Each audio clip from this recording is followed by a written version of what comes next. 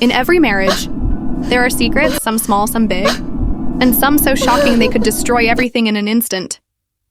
But secrets don't stay hidden forever. Get ready for a dramatic, heart-pounding story filled with secrets, betrayal, and redemption. Watch till the end.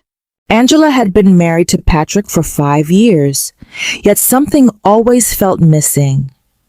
Patrick was a good husband, responsible, caring, and never short of affection. But in the depths of their bedroom, where passion was supposed to ignite like an unquenchable fire, she felt nothing but emptiness. He was gentle, predictable, and quick to finish, leaving Angela in frustration night after night. At first, she convinced herself that love was more important than passion. She reassured herself that pleasure could be sacrificed for companionship. But no matter how much she tried, a hollow craving gnawed at her soul. Her body yearned for something more, something wild, untamed, and powerful enough to awaken the beast of pleasure inside her. One evening, while doing the dishes, Angela's eyes landed on an empty beer bottle left on the kitchen counter. Its smooth glass surface and sturdy shape stirred something deep within her. A wicked thought crossed her mind, and though she tried to push it away, it kept coming back, stronger and more tempting than before. That night, with Patrick snoring beside her, Angela slipped into the bathroom, her heart pounding like a drum.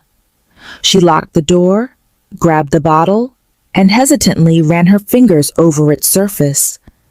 A shiver of anticipation coursed through her veins. She closed her eyes, and for the first time in years, she felt something real. What started as an experiment soon became an obsession. Every night, when Patrick was asleep, she would sneak into the bathroom or wait until he left for work to indulge herself. The bottle became her secret lover, her guilty pleasure. With it, she felt satisfaction Patrick had never been able to give her. But secrets never stay hidden forever.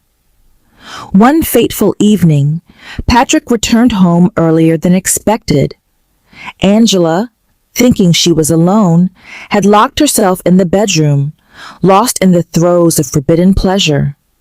She was so consumed by her ecstasy that she didn't hear the front door open. Patrick was about to call out her name when he noticed the bedroom door slightly ajar. He peered inside, and what he saw froze him in place.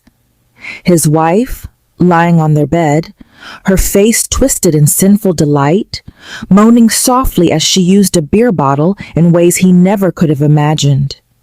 "Angela?" His voice was a mix of confusion and horror.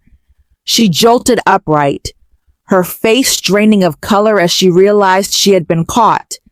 The bottle slipped from her grasp and rolled onto the floor with a dull clink. A heavy silence filled the room as they stared at each other, both struggling to find the right words. Patrick's face contorted with pain. "What the hell is this?" His voice was barely above a whisper, but Angela could hear the devastation in it. Tears filled her eyes.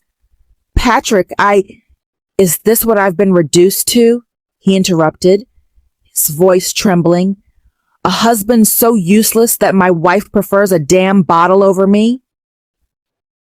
Angela wrapped herself in a sheet, shame pressing down on her chest like a heavy stone. "It's not like that, Patrick. I love you, but—" She hesitated. "You never satisfy me." His breath hitched. He looked like she had just driven a dagger through his heart. "I thought we were happy." "We are," she whispered, "but I needed more." Patrick staggered back, running a shaky hand through his hair. "How long has this been going on?" Angela lowered her gaze. "A few months."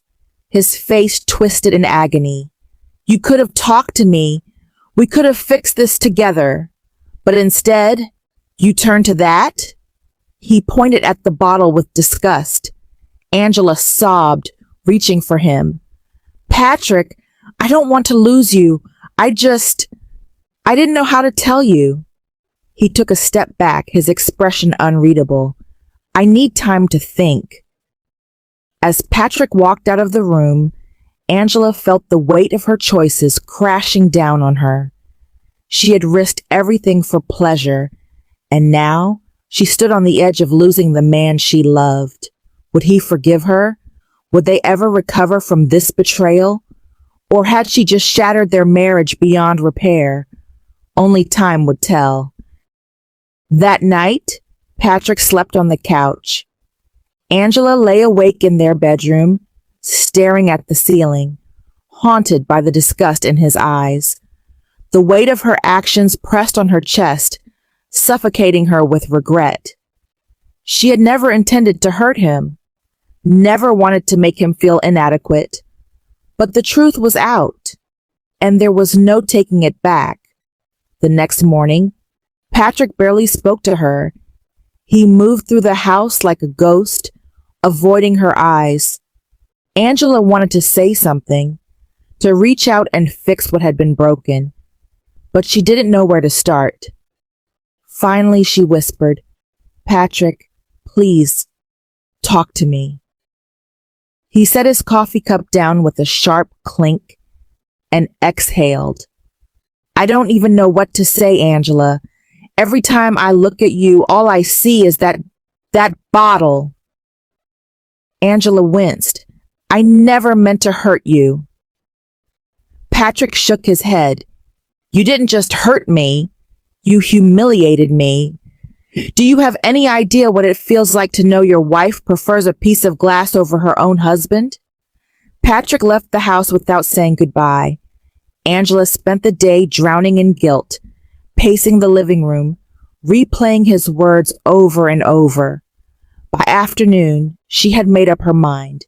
If there was any chance of saving her marriage, she had to do something. She grabbed her phone and scheduled an appointment with a marriage therapist. That evening, when Patrick returned home, Angela met him at the door. I booked a therapy session for us, she said, her voice steady. Please, Patrick, I don't want to lose you. He studied her, his jaw clenched. And what exactly do we tell them? That my wife cheats on me with a beer bottle? Tears welled up in her eyes. We tell them the truth, that I love you, but there's something missing, and I don't know how to fix it. Patrick exhaled, rubbing his temples. I don't know if I can do this, Angela, but I'll go. For us. The following day, they sat across from Dr. Abiola, a middle-aged woman with kind eyes and a soft but firm voice. Angela felt naked under her gaze. Let's start from the beginning, Doctor, Abiola said. Angela, can you explain what led to this situation? Angela swallowed hard. I love my husband, but I've never felt fulfilled. I kept hoping it would change, but it didn't, and I was too ashamed to talk about it. Patrick's hands balled into fists. So instead of telling me, you turned to an object? Dr. Abiola held up a hand. Patrick, I know you're hurt, but let's try to understand what Angela was feeling. Angela hesitated before speaking. I was scared, Patrick. I didn't want to make you feel like less of a man, but the frustration kept building, and one day I acted on impulse. It was wrong, but it was never about replacing you. It was about something I couldn't put into words. Patrick sighed, running a hand over his face. So what do we do now? Dr. Abiola leaned forward. Communication and intimacy are two sides of the same coin. You both need to be honest about your needs. Angela, you need to express what you desire. And Patrick, you need to be open to making changes.